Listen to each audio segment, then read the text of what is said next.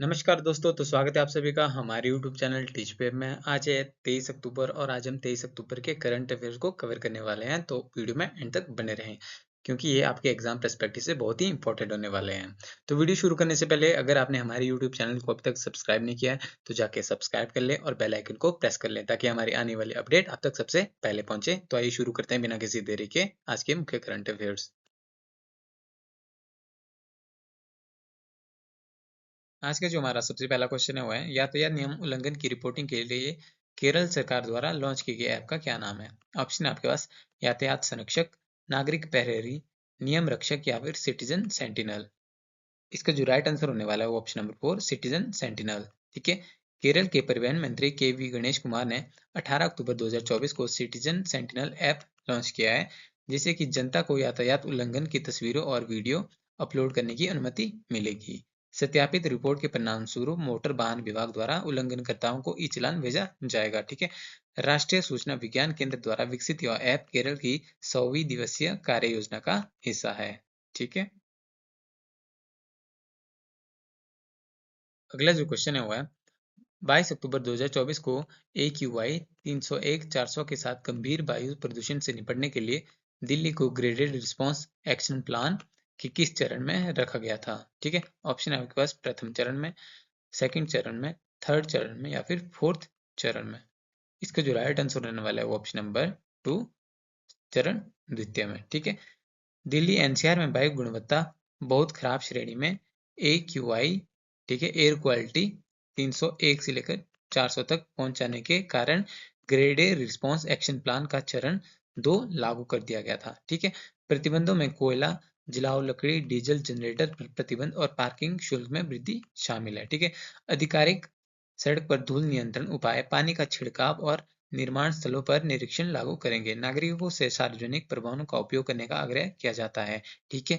क्योंकि जो दिल्ली का जो वायु स्तर है बहुत ही खराब हो गया है। ठीक है। इसलिए ग्रेडेड रिस्पांस एक्शन प्लान का कौन सा चरण चलाया गया वहां पे, सेकंड चरण चलाया गया। ठीक है। जिससे वहां पे जो जैसे कि कोयला जलाओ लकड़ी, डीजल जनरेटर पर क्या कर दिया है, प्रतिबंध लागू कर दिया गया है और उसके साथ ही क्या कर दिया गया उसमें पार्किंग शुल्क भी शामिल कर दिया गया है। ठीक है। आगे बढ़ते हैं।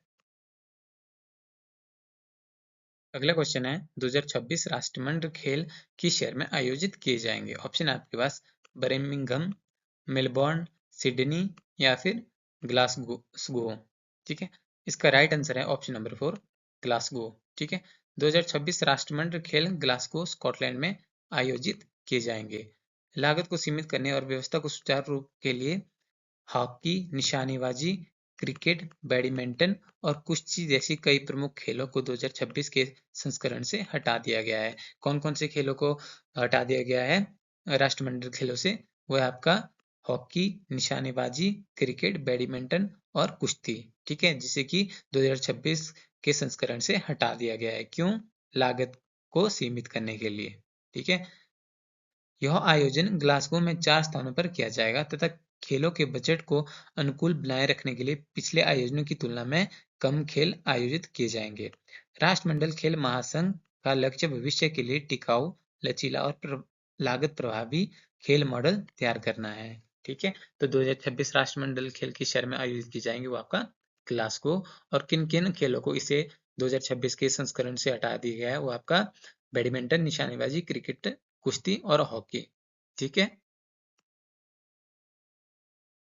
अगला क्वेश्चन है 5वें राष्ट्रीय जल पुरस्कार 2023 में सर्वश्रेष्ठ राज्य श्रेणी जीतने वाले शीर्ष 3 राज्यों के नाम बताइए।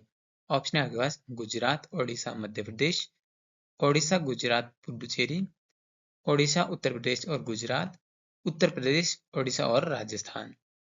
इसका जो राइट ऑप्शन होने वाला है वो ऑप्शन नंबर 3 ओडिशा, उत्तर प्रदेश और गुजरात। ठीक है।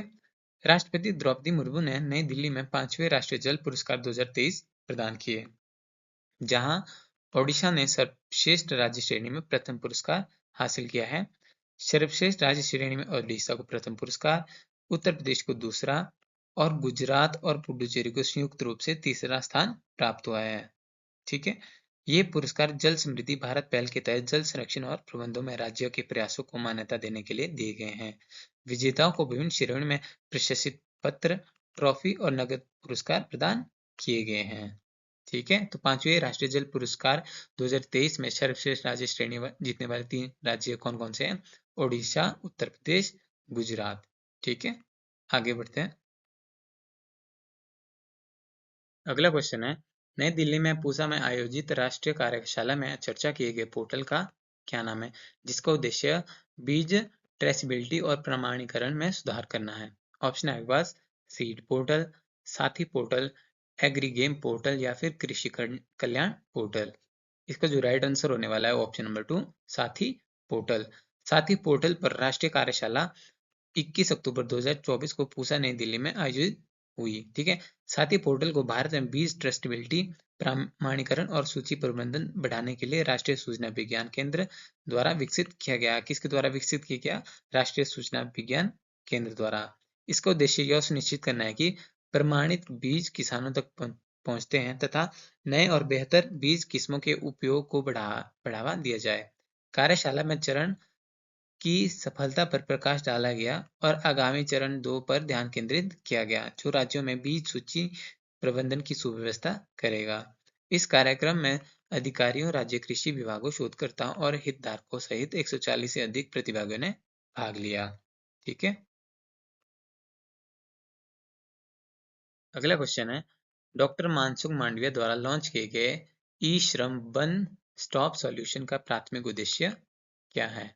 ऑप्शन है आपके पास असंगठित श्रमिकों को 5 लाख रुपए तक वित्तीय सहायता और निःशुल्क स्वास्थ्य बीमा प्रदान करना, या फिर पंजीकरणीय प्रक्रिया को सरल बनाना तथा असंगठित श्रमिकों के लिए कल्याणकारी योजनाओं तक निर्बाध पहुंच प्रदान करना, या फिर ग्रामीण क्षेत्रों में श्रमिकों को रोजगार और प्रशिक्षण के अवसर प्रदान करना, या फिर ई श्रम पोर्टल के माध्यम से श्रमिकों को पंजीकृत करके उन्हें औपचारिक क्षेत्र में एकीकृत करना। इसका जो राइट आंसर होने वाला है ऑप्शन नंबर 2, पंजीकरण प्रक्रिया को सरल बनाना तथा असंगठित श्रमिकों के लिए कल्याणकारी योजनाओं तक निर्बाध पहुंच प्रदान करना। ठीक है, भारत सरकार ने ई श्रम पोर्टल पर पंजीकृत असंगठित श्रमिकों के लिए सामाजिक सुरक्षा योजना तक निर्बाध पहुंच प्रदान करने के लिए नई दिल्ली में ई श्रम वन स्टॉप सोल्यूशन लॉन्च किया। ठीक है, यह नया प्लेटफॉर्म विभिन्न सरकारी मंत्रालयों के डेटा को समेकित करता है, जिसमें one nation one ration card, MNREGA, राष्ट्रीय सामाजिक सहायता कार्यक्रम और प्रधानमंत्री श्रम योगा मानधन जैसे प्रमुख कल्याणकारी योजनाएं शामिल है। ठीक है, आगे बढ़ते हैं। अगला जो क्वेश्चन है वो है, सुरक्षा कैबिनेट समिति द्वारा हाल ही में दी गई मंजूरी के अनुसार आंध्र प्रदेश में नई मिसाइल परीक्षण रेंज कहाँ विकसित किया जाएगा? ऑप्शन है आपके पास विशाखापत्तनम, कलाईकुंडा, काकीनाडा या फिर नागाया लंका। इसका जो राइट ऑप्शन होने वाला है ऑप्शन नंबर 4, नागाया लंका। ठीक है, सुरक्षा मामलों की कैबिनेट समिति ने आंध्र प्रदेश के नागाया लंका में क्षेत्र में एक नई मिसाइल परीक्षण रेंज के विकास को मंजूरी दे दी है। इस रेंज का उपयोग सतह से हवा मार करने वाली और टैंक रोधी मिसाइल सहित सामरिक मिसाइल प्रणाली प्रशिक्षण और डीआरडीओ की अन्य परियोजनाओं के लिए किया जाएगा। इस बैठक में अमेरिका के 31 प्रीडेटर ड्रोन खरीदे और 2 परमाणु पनडुब्बियों के निर्माण को भी मंजूरी दी गई। ठीक है, आगे बढ़ते हैं। अगला क्वेश्चन है, बिहार में राज्य का पहला अंतर्देशीय कंटेनर डिपो का उद्घाटन कहाँ किया गया? ऑप्शन है आपके पास मधेपुरा, सीवान, बिहटा या फिर सीतामढ़ी। इसका जो राइट आंसर होने वाला है ऑप्शन नंबर 3, बिहटा। ठीक है, बिहार के उद्योग मंत्री नीतीश मिश्रा ने पटना के पास बिहटा में राज्य के पहले ड्राई पोर्ट और इनलैंड कंटेनर डिपो का उद्घाटन किया।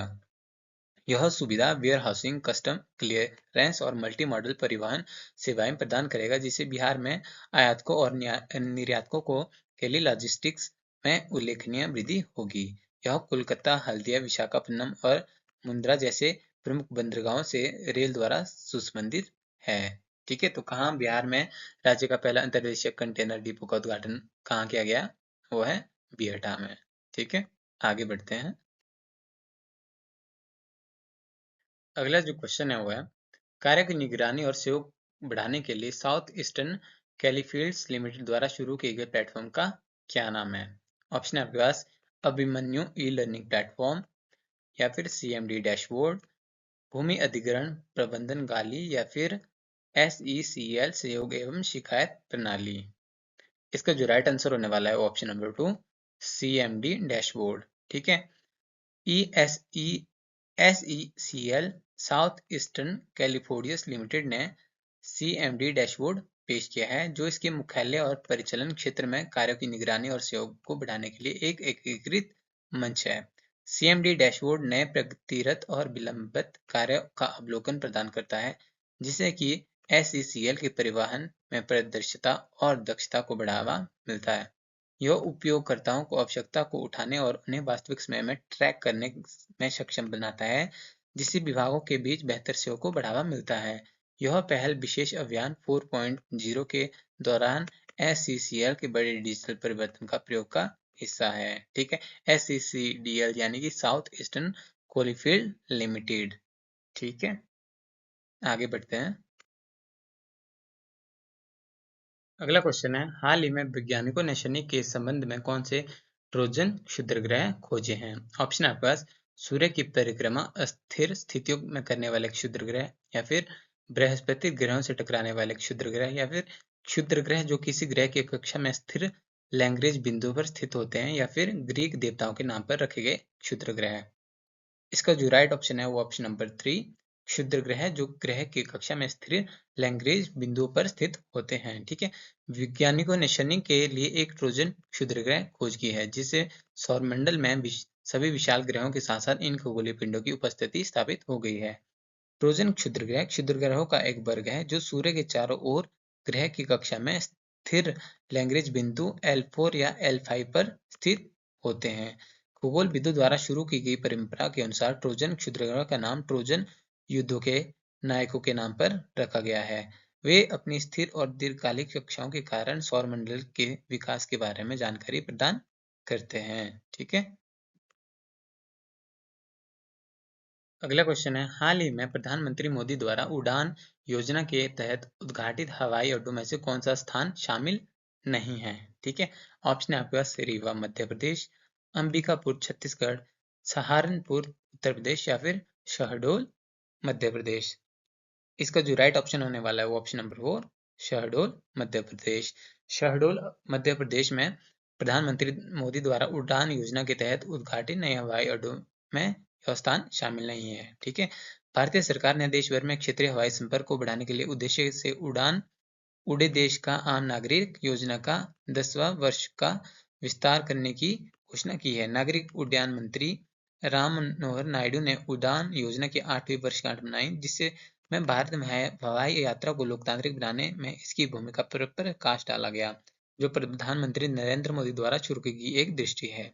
20 अक्टूबर 2024 को प्रधानमंत्री मोदी ने छत्तीसगढ़ अंबिकापुरा, मध्य प्रदेश रीवा और उत्तर प्रदेश सहारनपुर में स्थित 3 हवाई अड्डे का वर्चुअल उद्घाटन किया, जो सभी उड़ान योजनाओं के तहत विकसित किए गए हैं। ठीक है। अगला क्वेश्चन है, हाल ही में खोजे गए विजयनगर साम्राज्य के ताम्रपत्र शिलालेख 1513 ईस्वी के हैं। ये किस राजा के शासनकाल से संबंधित है? ऑप्शन आपके पास राजा हरिहर द्वितीय, राजा बुक्का राय प्रथम, या फिर राजा देवराय द्वितीय, या फिर राजा कृष्णदेव राय। इसका जो राइट ऑप्शन होने वाला है ऑप्शन नंबर 4, राजा कृष्णदेव राय। तिरुवल्लुर जिले में मेपुड़ा गांव में श्री सिंगेश्वर मंदिर में नियमित लाकर जांच के दौरान 16वीं सदी के तांबे के प्लेट शिलालेख पर एक सेट मिला है। ठीक है। इन प्लेटों में विजयनगर साम्राज्य की मोहर वाली एक अंगूठी से जुड़ी 2 पत्तियां हैं। ये शिलालेख राजा कृष्ण देव राय के शासनकाल के दौरान 1513 ईस्वी के हैं। ये संस्कृति और नंदी नगरी लिपि में लिखी गई है। ठीक है। तो कहाँ विजयनगर साम्राज्य के ताम्र शिलालेख 1500 ईस्वी की है, ये किस राजा के शासनकाल से संबंधित है? ये आपके राजा कृष्णदेव राय के। ठीक है। अगला जो क्वेश्चन है हमारा वो है, बहामास में भूस्खलन होने के बाद कौन से देश तूफान ऑस्कर के आने का सामना कर रहा है? ऑप्शन आपके पास जमैका, क्यूबा, डोमिनिकन गणराज्य, या फिर हैती। इसको जो राइट आंसर होने वाला है ऑप्शन नंबर 2, क्यूबा। ठीक है। तूफान ऑस्कर ने दक्षिण पश्चिम बहामास में सुबह सुबह दस्तक दी और दूसरी बार क्यूबा की ओर बढ़ रहा है। ठीक है। क्यूबा के होल्नुगुइन और ग्वातानामो प्रांत के उत्तरी तट से लेकर पुंटा मैसी तक के लिए चेतावनी जारी की है। तूफान के कारण क्यूबा के 10 मिलियन निवासियों के सामने सामने चुनौतियां और बढ़ गई हैं।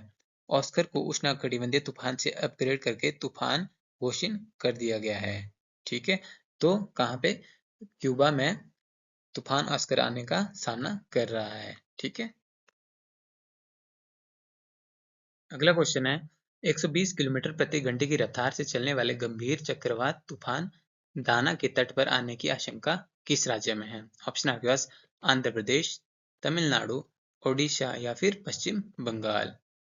इसका जो राइट आंसर होने वाला है ऑप्शन नंबर 3, ओडिशा में। ठीक है, चक्रवात दाना के 24 और 25 अक्टूबर 2024 को जो है ओडिशा और पश्चिम बंगाल के निम्न दाब वाले क्षेत्र में तीव्र चक्रवाती तूफान बदलने की उम्मीद है। ठीक है, चक्रवाती तूफान दाना ने गुरुवार सुबह 120 किलोमीटर प्रति घंटे की चाल से हवा के साथ आने का अनुमान है। ठीक है, आईएमडी ने बंगाल की खाड़ी के पूर्व मध्य में से कम दाब का क्षेत्र बनाने का अनुमान लगाया जो पश्चिम उत्तर पश्चिमी की ओर बढ़ेगा और एक अवसाद और फिर चक्रवाती तूफान में बदल जाएगा। निचले तटीय क्षेत्र में रहने वाले निवासियों के लिए बड़े पैमाने पर निकासी योजना बनाई गई है।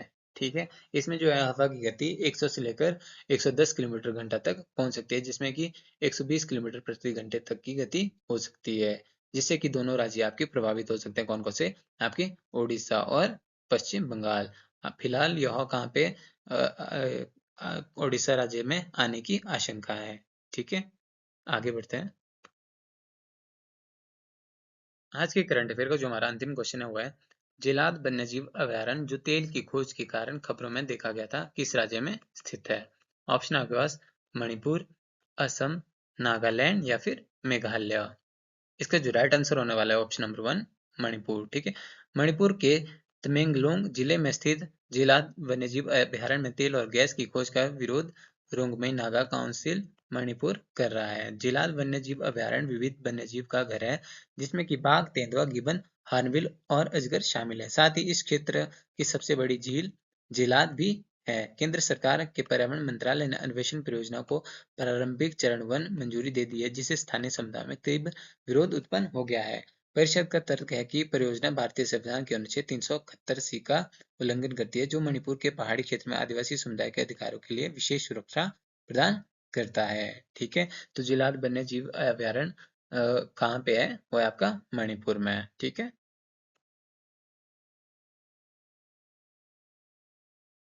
तो दोस्तों ये थे आज के कुछ मुख्य करंट अफेयर जो कि आपके एग्जाम पर्सपेक्टिव से बहुत ही इंपॉर्टेंट है और आपके आने वाले एग्जाम में पूछे जा सकते हैं। आई होप आपको वीडियो अच्छी लगी हो। वीडियो अच्छी लगी तो वीडियो को लाइक करें और चैनल को सब्सक्राइब करें। तो दोस्तों मिलते हैं नेक्स्ट वीडियो में, तब तक के लिए धन्यवाद। जय हिंद, जय भारत।